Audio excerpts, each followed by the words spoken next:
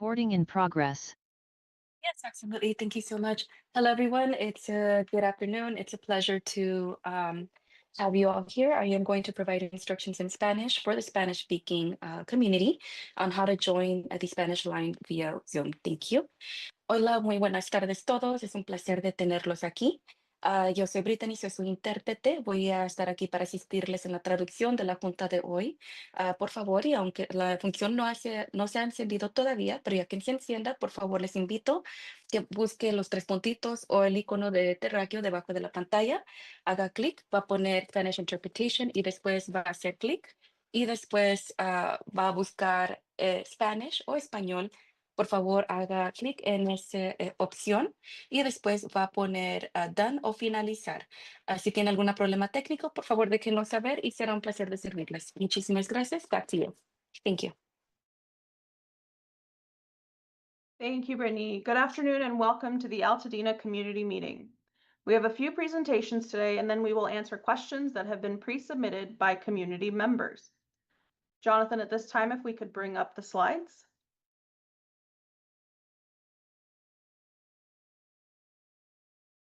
As a reminder, Zoom attendees can submit questions in real time using the question and answer function found on their screens.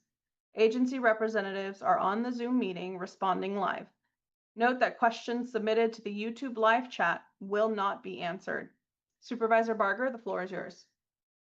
Thank you. Today marks 6 months since the Eaton fire changed Altadena forever. A lot has happened since then to help the community begin to heal. The Army Corps of Engineers has cleared more than 10,000 properties in 6 months.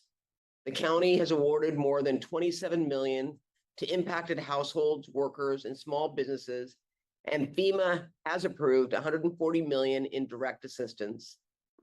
All of these are amazing feats and have made a difference, but I want to focus our time on what is next. We've made significant strides to begin rebuilding. Our county is committed to remove unnecessary regulatory burdens and provide you with resources and funding and move quickly with practical, people-first solutions. To help Altadena rebuild with urgency, compassion, and coordination, we've created a roadmap that will allow us to navigate the next phase of recovery. We're calling it LA County Forward, a blueprint for rebuilding. Our recovery plan has 6 core pillars. The first pillar is making rebuilding financially possible. The Board of Supervisors recently approved my motion to ensure the burden of permit fees, which can exceed $20,000 a home, won't fall on the homeowners. The county will identify long-term solutions to permanently waive these costs. That funding will be the county's responsibility, not yours. Today, Governor Newsom announced an executive order that will waive certain state building codes that don't impact life or safety, such as the requirement to install rooftop solar and battery. Believe me, this is a big deal, and it will save families up to $30,000 during construction. Our blueprint's second pillar is accelerating permitting and inspections. We've launched faster permit reviews, self-certification for licensed professionals, and deployed a public dashboard for transparency. With the state's partnership and resources, we're launching the use of AI-powered software on July 15th, and we're adding more staff to keep pace with demand. Our third pillar is expanding access to builders and material. Together with state leaders and private sector partners, we're scaling up the pool of builders, promoting pre-approved designs, and working to stabilize supply chains so no one is left waiting for a contractor or the materials needed to rebuild. Our fourth pillar is investing in infrastructure. In coordination with the state and utilities, we are undergrounding more than 150 miles of power and telecommunications lines. This is a generational investment in safety, reliability, and resilience. We're also focusing on rebuilding our critical utilities, including Altadena's water systems. Our blueprint's fifth pillar is mobilizing the workforce. We're partnering with state workforce development programs to ensure we have trained workers ready to meet the moment. This includes logistics support so the rebuilding doesn't get stalled by preventable delays. And our blueprint sixth and final pillar is bringing back community services. We're looking to restore schools, parks, businesses, services for seniors, and childcare, everything that makes a neighborhood whole. Altadena, you remain front and center for me every single day. I and the federal, state, and county partners who are gathered on this call are committed to delivering the support you need and deserve. We are not and will not waver from this promise. Thank you for being on this call today. Thank you, Supervisor Barger. Turning it over now to our first presenter with the Army Corps, Major Todd Ober. The floor is yours.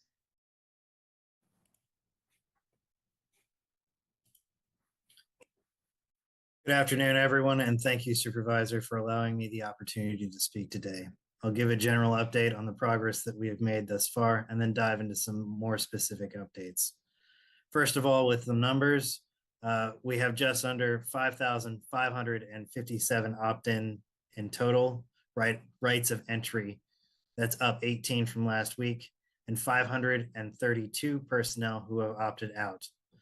In terms of cleared properties, removal of fire ash and debris, we've cleared 5,467 properties. That's 98.4% of the total workload. As of today, we have completed and returned 5,387 properties to the county. Please understand that we continue to receive properties each day for commercial and special inclusions. We will also have the abatement properties as well. Today, we currently have 11 debris crews active in the Altadena township. For some specifics, the Altadena golf course is my first topic. Our operations at the golf course have stopped receiving new materials and are focused on reducing what remains on the premises and then transitioning to demobilization operations. For the next 30 days or so, we will continue to reduce equipment and our footprint. Once demobilization is complete, we will begin golf course restoration. Our team has already been in contact with Parks and Recreation and will have regular interactions going forward. The Elliott School began demolitions last week in Altadena.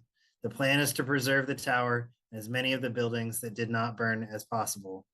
This is a technical project and will take 3 to 4 months going forward. We are currently 10% complete. That concludes my update for the day.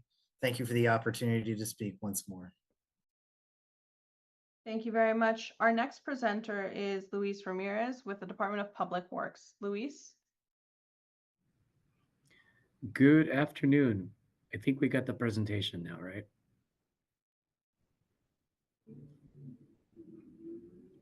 I thought you were sharing it. All right, I'll share the screen. No problem.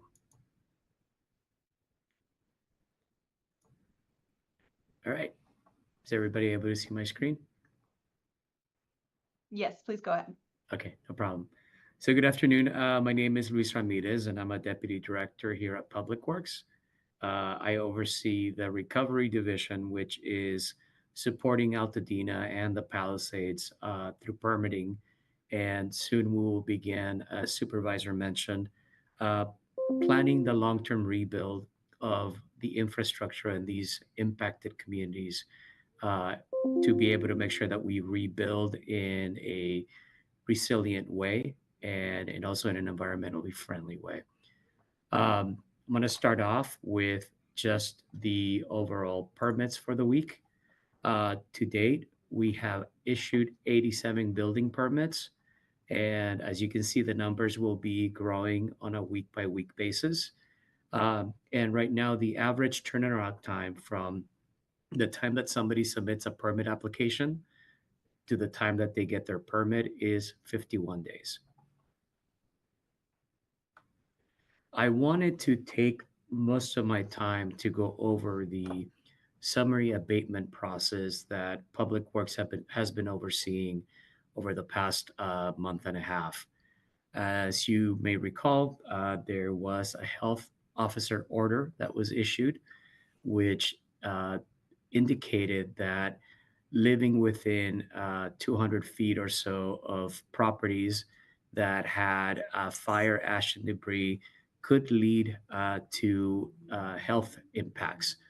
And so, as part of this process, through Supervisor Barger's leadership, we implemented an ordinance which paved the process for the clearing of fire, ash, and debris on properties throughout Altadena and Palisades. Uh, this process looked at issuing summary abatement orders. We did this actually in 3 phases. You may recall me speaking about this early on. We started in mid May, issuing summary abatement orders to everyone that had failed to opt in or out of the FEMA U.S. Army Corps of Engineers sponsored debris removal program, uh, and or and essentially we had not been able to make contact with them to either get them to opt in or out, and if they opted out, to get a fire debris removal permit. Uh, each and then the second summary abatement order was issued on June 1st, which per the ordinance was the date by which folks needed to get their fire debris removal permit. And the last round was on June 30th, which was the final day for folks to clear fire, ash, and debris from their properties. Each round of abatement orders had a 7-day appeal period. And then after that 7-day appeal period, we as Public Works had 7 days to respond to the appeal. So prior to each round of abatement orders, our inspectors went out and physically laid eyes on all these properties that had been documented as having fire, ash, and debris. Today, as of July 7th, and based on the June 30th abatement order, we have a total of 53 properties in unincorporated county. This is both in Eaton impacted areas and also Palisades that had not started any removal of debris. Out of those, approximately 45 are residential. In addition to that, we had about 42 properties between the two fire impacted areas that had begun some of the fire debris removal work but had not completed it by June 30th. Out of those, 37 were residential.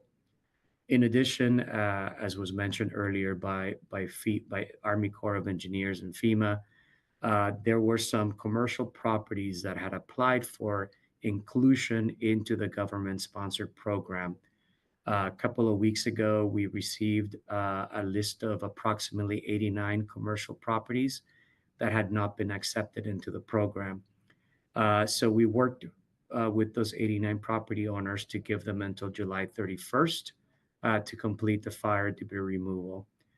So now that the 7-day appeal period to the June 30th abatement order has ended, it will be removed from the recovery website, the appeal form, and we will begin processing all the appeals that were received over the last week related to the June 30th abatement order, which was the date, as I mentioned, for the removal of fire, ash, and debris. So what happens next?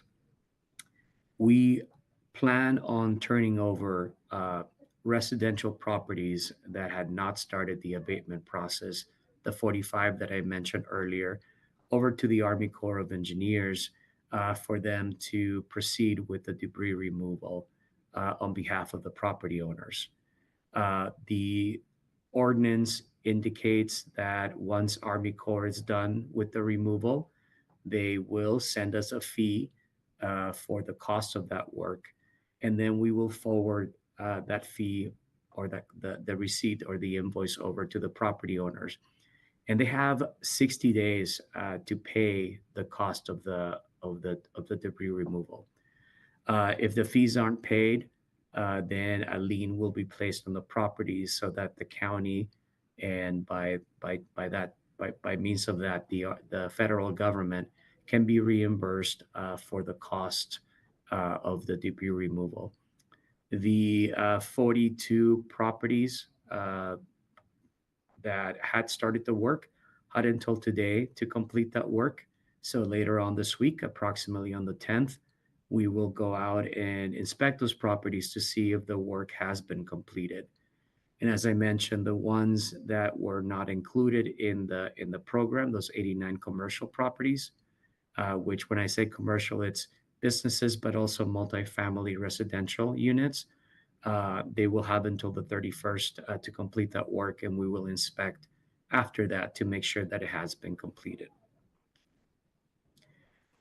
So it is important, sorry, let me backtrack, for everybody to understand that the maintenance of those lots that have been cleared by the Army Corps becomes the property owner's responsibility. So what does that mean? That means that after debris has been removed, you will be responsible for maintaining any BMPs. A lot of those include the straw bales that are put in to prevent soil from being eroded off the side into the storm drain, making sure that the fencing that is up around the property and around swimming pools is kept up, but also making sure that things like weeds are abated on a regular basis. Otherwise, we will open up a case for a nuisance property to make sure that they remain clean until the start of construction. Now I wanted to talk about fee waivers. As of last week, the recovery website includes a form that folks can fill out and email to planning to begin the process of having fees reimbursed. As was previously indicated, folks who are eligible for the reimbursement of fees are property owners that have a single family home where they both owned and lived in prior to the January 7th fires. If you go to the recovery website, there will be a link to the form, which can be filled out, downloaded as a PDF, and then emailed through a link that is also provided on the recovery webpage. It may take anywhere from 2 to 4 weeks for you to have your fees reimbursed. You are also able to do that by printing out the form, filling it out, and dropping it off in person at either the Altadena One-Stop Permit Center or at the Calabasas One-Stop Permit Center. We talked about that. I also wanted to talk about an upcoming workshop that we have coming up on Saturday, July 12th. This is part of the Rebuilding Together workshops that we have been providing out of the Altadena Permit Center. And this one is going to explore the process of rebuilding your home using prefabricated homes and what that permit process looks like and what some of the options that are available to folks that want to go that route as opposed to building on site from the ground up have available to them. And there is a QR code that you can scan to be able to register for that workshop and also to have access to previous workshops which have been recorded and are now available for you to view at any time off of the recovery website. That is the end of my presentation, and I'll be here if anybody has any questions. Thank you, Luis. Transitioning now to our representatives from FEMA. Hero and Aaron, the floor is yours. All right, thank you. Good afternoon, everybody. And first, thank you, Supervisor Barger, for giving us this opportunity. So, of course, FEMA is still here, and we are committed to providing timely assistance to the best of our abilities. So, we continue to work with not only the agencies that were represented by the prior two speakers, the Army Corps and the Department of Public Works, but also with the Governor's Office of Emergency Services, also known as CalES, and with the county and the cities respectively. So what I want to talk to you about today is a little follow-up to our Individuals and Households program. This is the program to which many of you registered earlier on in the aftermath of the fires. And this program is called the Individuals and Households Program. And we are able to provide financial assistance to those that are uninsured or underinsured. And we can provide financial assistance for if you're displaced for rental expenses, also for personal property loss, home repairs, things like that. And what I do want to remind folks, we said this a few times, but please, as you progress through your recovery journey, keep in touch with FEMA as your situation changes. If you have any new needs and you had previously registered for FEMA, please do stay in touch with us and keep us up to date on your situation. And let's just say for get a determination from your insurance company on please let us know what that outcome was if you have any unmet needs, and we may be able to provide you some assistance.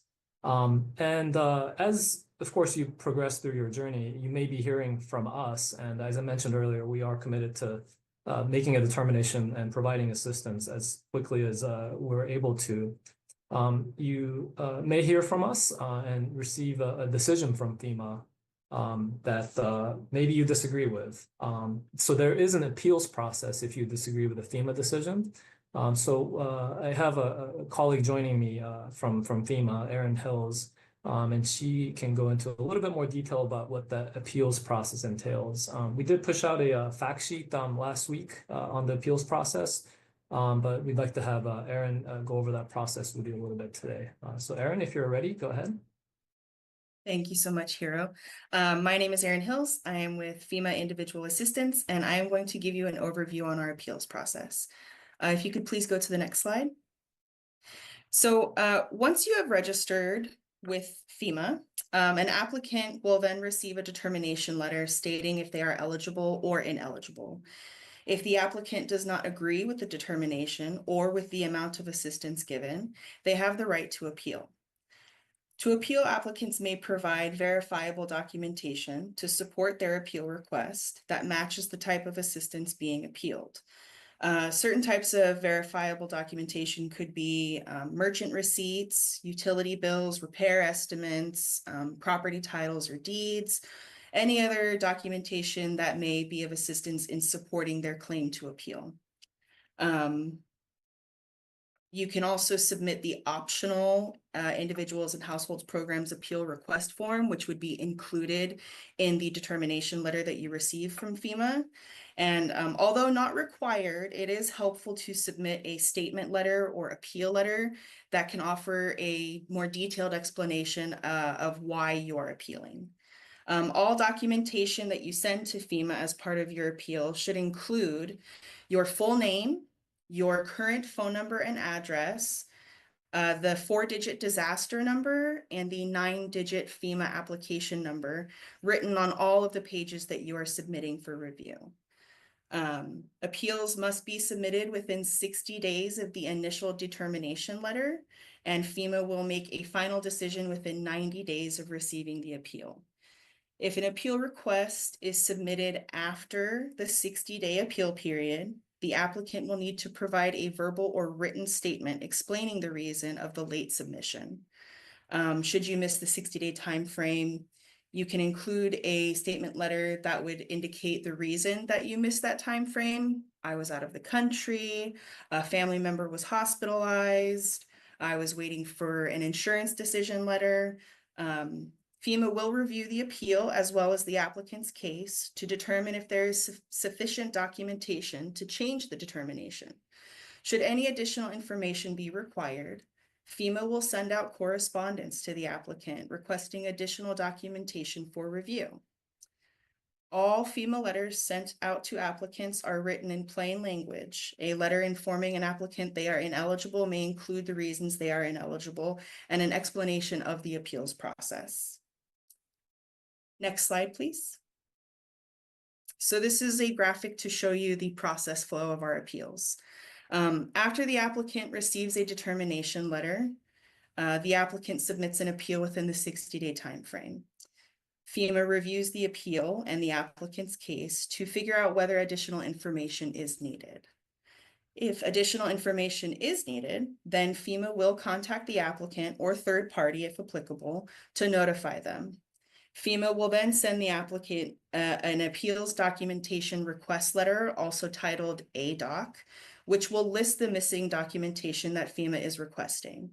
FEMA will then schedule an appeal inspection if necessary, or they will make a determination within that 90 days. If additional information is not needed, then FEMA will either maintain the decision or adjust the decision. That is the end of my presentation, and I will be here for any additional questions. Thank you. Thank you. Now transitioning over to Anais with SGV MBD. Go ahead, Anais. Thank you. Good afternoon, and thank you, Supervisor Barger, for the opportunity to share an update this afternoon. My name is Anais Medina-Diaz with the San Gabriel Valley Mosquito and Vector Control District. The district and its partners have completed initial control treatments for over 1,400 non-functional swimming pools in the Eaton fire burn area. Only a few handful remain due to denied or no access. These fire-damaged pools were identified as high-risk mosquito breeding sources due to ash and debris, fire damage, or loss of utilities. This historic operation was made possible by the collaboration of local, regional, and state agencies, including Cal OES, LACDPH, and our sister vector control agencies, Greater Los Angeles and Orange County.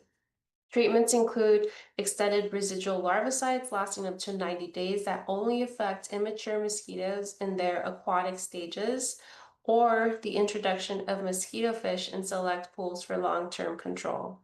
Retreatments of pools will begin in the next 2 weeks, and technicians will introduce populations of mosquito fish where water is suitable for their survivability. And if mosquito fish are not an option, then the pool will be retreated with another extended residual larvicide lasting up to another 90 days. Currently, the district has 9 surveillance traps in and around the Eaton burn area to monitor mosquito and disease activity. Mosquito abundance is trending on average with a few above average spikes in the past 2 weeks. However, technicians out in the fields were able to locate sources that contributed to these spikes. And additionally, we have not detected West Nile virus or any other disease activity within the burn area and in the San Gabriel Valley. Lastly, it is still mosquito season, and West Nile virus is endemic to our region, so we encourage residents to tip out stagnant water, toss out unused containers, and protect yourself and your family with a repellent with one of the 4 recommended active ingredients, which include picaridin, DIR3535, and oil of lemon eucalyptus. If you have any questions regarding treatments to your pool or whenever your pool is repaired and now functioning, please let us know. You can reach out to us at sgvmosquito.org or 626-814-9466, and I'll be dropping that information into our chat so that you can follow up if you have any additional questions. Thank you for this time. Thank you, Anais. Our next presenter is Scott Treader from DCBA. Hi, good afternoon, everyone. Sorry, just pulling up my notes here. So good afternoon, everyone. Thank you, Supervisor Barger, for giving us the opportunity to share an update from our department, the Department of Consumer and Business Affairs, otherwise known as DCBA. DCBA is here to provide important updates and help residents recover and rebuild. And our goal is to ensure that constituents and tenants are protected and have access to the resources that they need. I wanted to remind folks that countywide, we still have temporary eviction protections in place for qualified income eligible tenants who are facing evictions for non-payment of rent due to being impacted by the Altadena wildfire. That could be someone who lost their job, their source of income, things of that nature, or lost their apartment. These protections are set to expire at the end of this month on July 31st, 2025, unless the board decides to further extend out those protections. Under these emergency eviction protections, qualified tenants are required to notify their landlord in writing within 7 days of their rent being due for each month that they've been financially impacted and are unable to pay the rent, either partial or full rent that is due. This is what we call self-attestation or self-certification process. For this month, impacted tenants need to provide notice to the landlords by the end of the day today, as today is the 7th day of the month of July. We do have a sample self-certification form for tenants to use that can be found on our website at rent.lacounty.gov. So just briefly, what happens after this July 31st deadline if the County Board of Supervisors does not extend these protections out? Qualified tenants must then resume making their payments as normal in order to avoid being evicted for non-payment of rent. Unless these protections are further extended out, the county will no longer have emergency eviction protections in place for tenants who continue to experience financial hardship and are unable to pay for the month of August and the following months thereafter. To be clear, this temporary eviction protection never waived rent and was not meant to be a rent waiver. It was only meant to provide temporary support for tenants. Tenants are required to pay back the past due amounts that they owe for the months that they did self-certify. Tenants have 12 months right now to repay past due rent once the protections are lifted at the end of this month. Past due amounts cannot include late fees, interest, or other charges incurred during the protection period. Want to also remind people that there are permanent tenant protections in place for unincorporated LA County and some incorporated cities as well. In order to see if a tenant resides in an unincorporated area that does have these protections, they can contact our hotline. It's an 800 number, 1-800-593-8222 to learn more about what their rights and protections are in their jurisdiction. Just a little bit more on the temporary protections. They do offer tenants an affirmative defense against an eviction action in court, but they do not prevent a landlord from filing an eviction against a tenant. So if a tenant does get sued by the landlord for an eviction and it goes to court, and the tenant did self-certify under these temporary tenant eviction protections, the tenant would want to raise as an affirmative defense that they were protected under the county's ordinance. Additionally, real quick here, tenants continue to be protected against evictions for housing unauthorized pets or guests who are displaced due to the wildfires. And this is in effect through May 31, 2026, unless that gets further extended out. We want to remind people if they do receive an eviction notice, do not ignore it. Please contact an attorney, contact our department, DCBA, and speak to someone in the Housing and Tenant Protections Bureau, and we'll be more than happy to walk you through what the process is and what that looks like for you. We also can have folks contact a private attorney or contact our legal partner, Stay Housed LA, and their phone number is 888-694-0040. And with that, I'll turn it back over, and that's the completion of my presentation. Thank you, Scott. Next, we have a presentation from the Department of Economic Opportunity. Kelly and Layla, the floor is yours. Thank you so much, and thank you to Supervisor Barger for her leadership. I'm just here quickly to acknowledge that we are at the 6-month mark following the fires. We've done so much together to respond to the fires and to identify the needs of the community in relief and recovery, and appreciate being a partner to everyone here at the Department of Economic Opportunity through our full rebuild process. We are excited today to talk about the launch of our Shop Local, Dine Local, Recover Local as one strategy to help keep our local business community open and support their growth through this period by activating our entire LA County population and residents and partners and making sure that they can co-invest with us in our impacted businesses. So I'm going to pass it over to Layla Lee, our Assistant Director of Economic Development at the Department of Economic Opportunity, to share a little bit about what that campaign looks like today. Layla, over to you.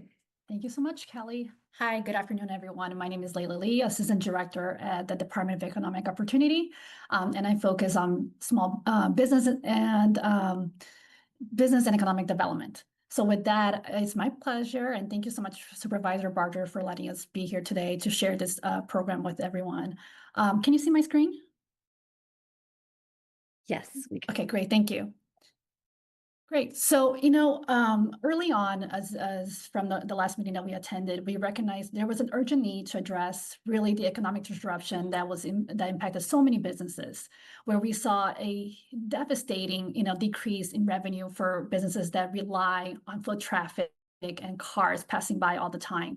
These are not just businesses around Altadena, but also the ones that are surround the Altadena.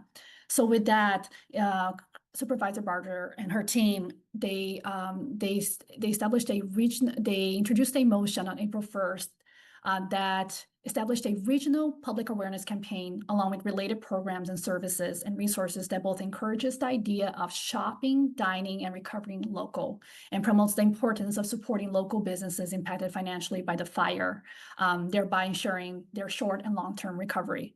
So with that, we acted very fast within the Department of Economic Opportunity, and we conducted weekly meetings with these cities, City of Los Angeles, Malibu, Pasadena, Santa Monica, as well as several different organizations that focus on dining, specifically regarding HER, Together for LA, the California Restaurant Association, the Latino Restaurant Association, the Independent Hospitality Coalition, and also LAEDC as well, who's not listed here.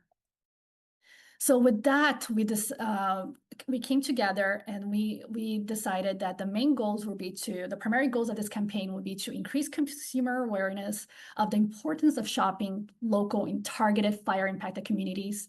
And the second part of this is really focused on, how do we drive consumer spending and increase revenue at local small businesses in those communities.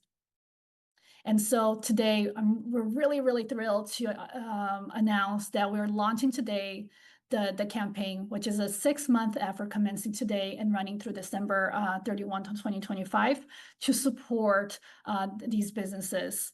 And you can see the Shop Local press release here to read the entire press release. Just some of the highlights for this program, because there's a lot that's involved in this program, but parts of it is having social media together with our partner cities and organizations, as well as participating businesses and consumers. We have templates of social media that we'll be sharing throughout the next 6 months that's focused not only on the campaign itself, but opportunities to support these small businesses. As you can imagine, there's so many opportunities that are coming out, including Small Business Saturday and the holidays, everything all together. We're going to do whatever we can to promote and support, incentivize also, support for local small businesses. The second part of this is also traditional advertising. We together with the different cities, we identified several bus shelters, buses, newspapers, billboards, and so many different locations. They're both virtual and physical locations that you'll be seeing beginning in August, including some areas that were identified also by Clear Channel, who has kindly donated several of their locations throughout the county. I believe altogether, I want to say it's over 200, 300 locations, but we'll provide you that number on future presentations. What we're asking right now is for businesses and consumers to pledge Shop Local. Oops, forgot an L here, but it's pledge Shop Local LA. And you can, again, go to shoplocal.la, and in there, there's a button on the top side, make the pledge. And this is where we're asking consumers to, write their names and emails and zip codes. And it's really quick. It takes only 5 seconds. It's very, very quick, but this will allow us to then connect with these consumers and provide them incentives and discounts and invite them to different events that we'll be hosting as a result of this campaign. In addition to that, we're asking consumers and businesses to post, follow, and like and use the hashtag ShopLocalLA to support this campaign. For businesses, what we're asking them to do immediately is register at shoplocal.la today. By registering today, in the future, we're going to be launching incentives. Again, there's going to be a directory just of the small businesses that are accepted into this program. And there's also going to be a toolkit that we're going to be distributing throughout the county. These toolkits are really about providing the necessary businesses, the necessary resources, as well as marketing tools and discounts to help them get through this difficult period. Secondly, we also would like to invite everybody to please, all the businesses to promote the campaign, because as we work together to this is what's going to help us get people to come to the events that we are going to be hosting and supporting this campaign throughout the next 6 months. Just so everybody here understands, for the Eaton area, it's really limited for the directory, even though we're going to have billboards all over the place for the incentives and the toolkits and the resources that we're going to be providing. It's really specific to this specific area. As you can see here, this is the Altadena area, and it's really east of the 210, north of the Foothill Freeway, and then west of the Monrovia Wilderness Preserve. So this is the area that we're focusing on at this time, in addition to Palisades. So that's my presentation. Thank you so much, and I'll be here to answer any questions. Thank you. And our next presentation is from the Department of Insurance. Rob? Thank you. Good afternoon, everybody. Rob Obedoza here from the California Department of Insurance. I just want to provide a quick update and build upon a couple things that I talked about a couple weeks ago with respect to the request for assistance process with the Department of Insurance, and provide a couple new updates as well. So if we go to the next slide, please. I just want to give a quick reminder about the request for assistance process with the Department of Insurance. I know our partners at Supervisor Barger's office and many of our other partners that we work at get a lot of questions regarding insurance issues and insurance-related issues with what they do. And the best way for us to help you at the Department of Insurance and to get the help that you need is to file what's called a request for assistance with the Department of Insurance. You could give us a call at our 800 number at 1-800-927-4357. On our website, you can click file a complaint, or you could download the form and send it in to us by email or mail it to us as well. But things go a little quicker if you give us a call or file that online. And this process is outlined and defined by California Insurance Code. So it is by law that insurance companies need to communicate with us once a request for assistance has been submitted from a consumer such as yourselves. And insurance companies need to work with us at the Department of Insurance with our investigation to make sure you're being treated fairly. So if you are having any issues with your insurance company, feel you're being treated unfairly, if they're not living up to their insurance policy, make sure to give us a call or pay us a visit and start the request for assistance process.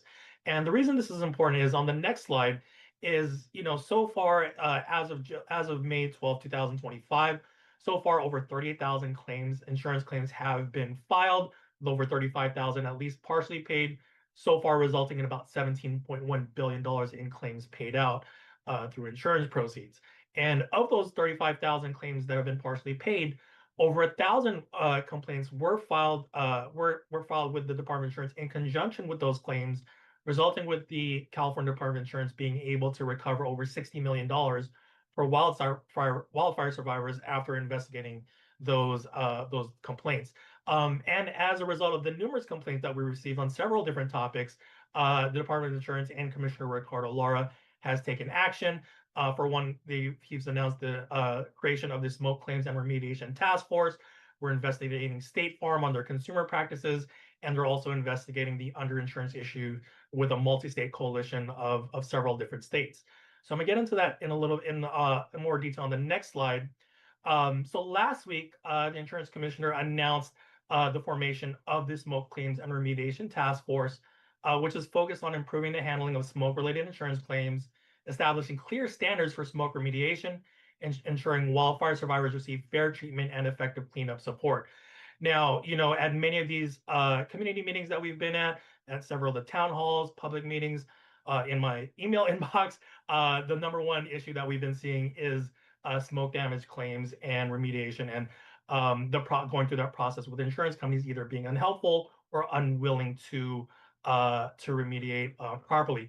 So last week, the insurance commissioner announced the members of this task force, which is about 13 people, which includes Dr. Nicole Quick, who is, I believe, is on the call today, who has been ever present at these meetings, providing updates from the public health office in conjunction with other members of this task force, including remediation experts, fire safety experts, representatives from the Department of Insurance, and consumer advocates as well. So they'll be working on that in the near future, and we expect to see some clear guidelines and standards resulting from this, so homeowners can return safely to their homes in the future, and safely as well. So on the next slide, just want to recap the State Farm investigation as well. A couple of weeks ago, Insurance Commissioner Ricardo Lara introduced or announced that we're doing an investigation or a market conduct examination on State Farm, which could lead to fines, could be penalties, could be refunds to consumers, could be new legislation, whatever it takes to make sure that the consumers are being treated fairly by State Farm. And the commissioner continues to urge people, if you're having any issues with State Farm or any other insurance companies, including the FAIR Plan or more, make sure to give us a call and file those complaints as well. And then real quick on the next slide as well, I mentioned that we're going to be investigating more on the insurance issue or the underinsurance issue with respect to homeowners not having enough insurance for the rebuild process. So it's a group of insurance commissioners from California, New Mexico, Colorado, Oregon, and Washington.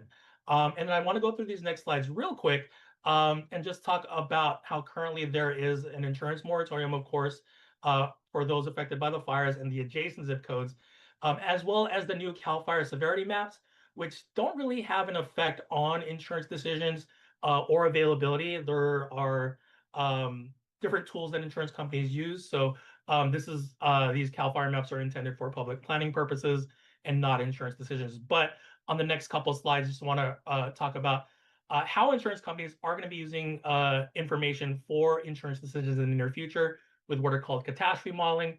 Right now, 4 different companies are going through the public review process with public webinars showcasing how they're going to be taking into account mitigation, wildfire preparedness into their insurance assessments and their underwriting. On the next slide, it talks about the effectiveness of home mitigation.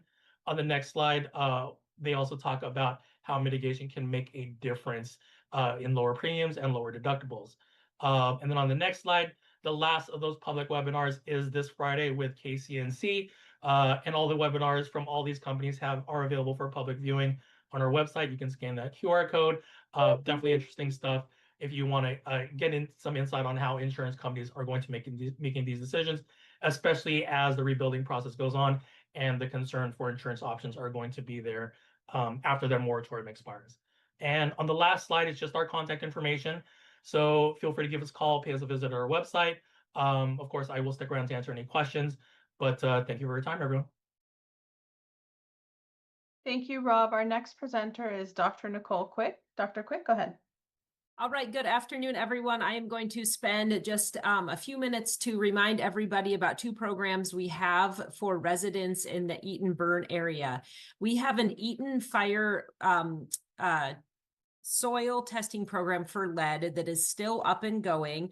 That, of course, is prioritized for folks that are within the Eaton burn area and downwind of the Eaton burn area. That's either if you have an intact property or a property that has been destroyed.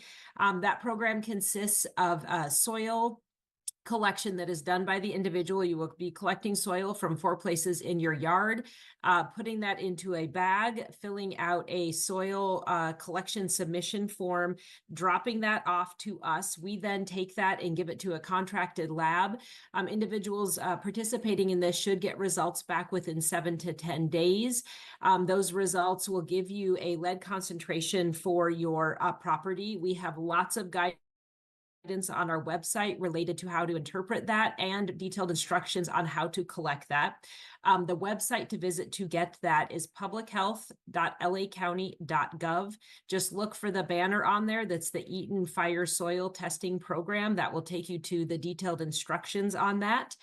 Did want to also point out that we do have an FAQ section on that page with information, and we do have a link on that page to free blood lead testing for folks that are concerned about any exposure they or their family members may have had related to fires.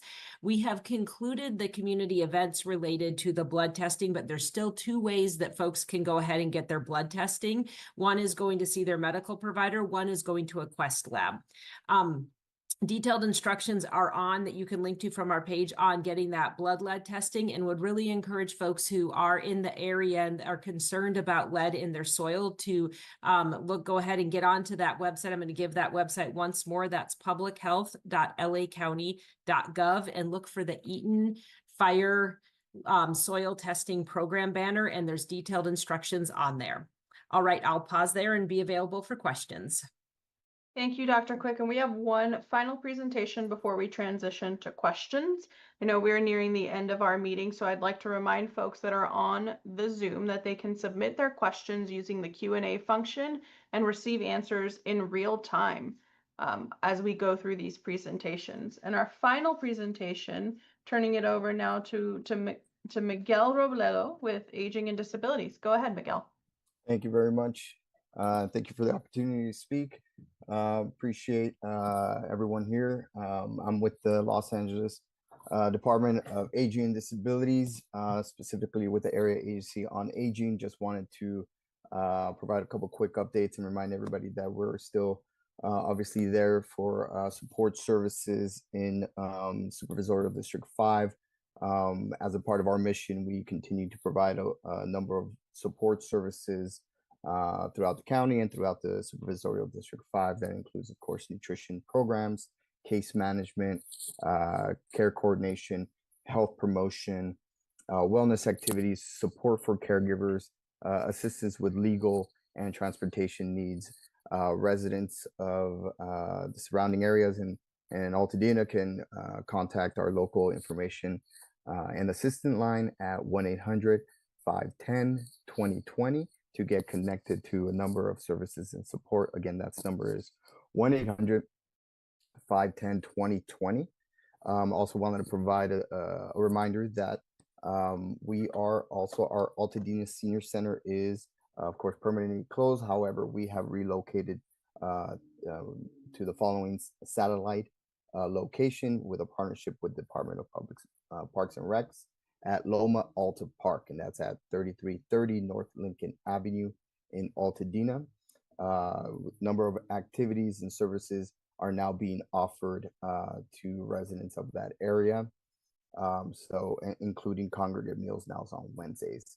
And lastly, I wanted to bring some awareness to an upcoming workshop that we have.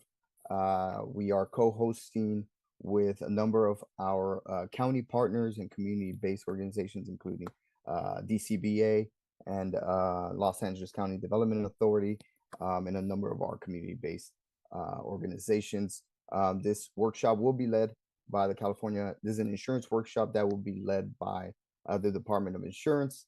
This workshop will help guide you on how to work with the department on any issues that you may be having with your agent or adjusters during the claim process.